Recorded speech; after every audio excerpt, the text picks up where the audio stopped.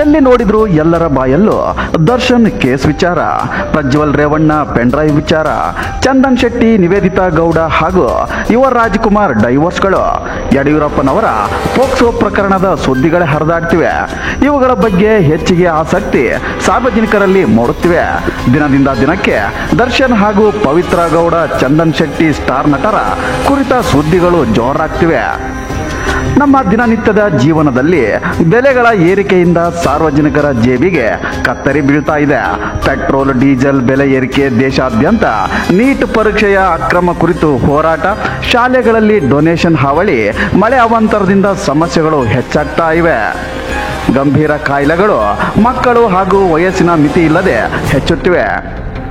Dengue, malaria ರೋಗದ ಕುರಿತು ಜಾಗೃತ ಕ್ರಮಗಳು ಹಾಗೂ ಅನುಸರಿಸಬೇಕಾದಂತಹ ಜಾಗೃತಿಯ ಬಗ್ಗೆ ಯಾರೂ ಗಮನ ಹರಿಸುತ್ತಿಲ್ಲ.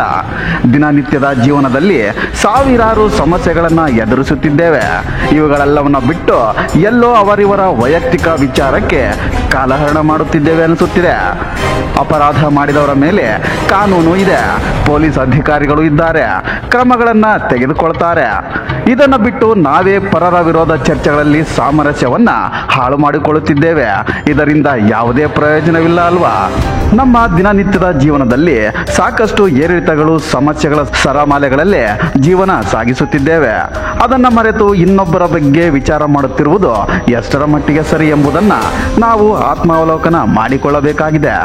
ಸಾಂಕ್ರಾಮಿಕ ಕಾಯಿಲೆಯಿಂದ ನಮ್ಮ ಮಕ್ಕಳು, ನಮ್ಮ ಸ್ನೇಹಿತರು, ನಮ್ಮ ಕುಟುಂಬದಲ್ಲಿ ಯಾರ್ಯಾರು ಸಮಸ್ಯೆ ಎದುರಿಸುತ್ತಿದ್ದಾರೋ ಆ ಬಗ್ಗೆ ನಾವು ಗಮನ ಕೊಡುತ್ತಿಲ್ಲ. ದಿನದಿಂದ ದಿನಕ್ಕೆ ಡೆಂಗು ಹಾಗೂ ಮಲೇರಿಯಾ ಉಲ್ಬಣಗೊಳ್ತಾ ಇದೆ.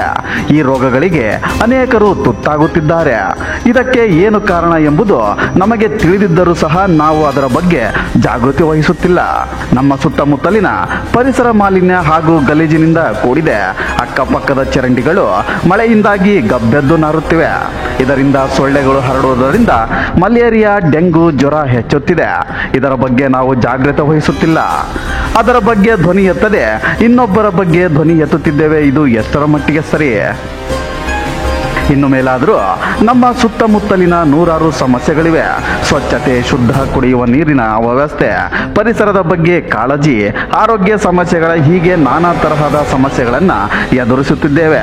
ಇವುಗಳ ಬಗ್ಗೆ ಪರಿಹಾರ ಕಂಡುಕೊಳ್ಳುವಲ್ಲಿ ಎಲ್ಲೋ ವಿಫಲರಾಗುತ್ತಿದ್ದೇವೆ. ಇವುಗಳ ಬಗ್ಗೆ ಸ್ವಲ್ಪ ಮಾತಿಗಾದರೂ ಗಮನ ಹರಿಸುವ ಅತ್ಯವಶ್ಯವಾಗಿದೆ.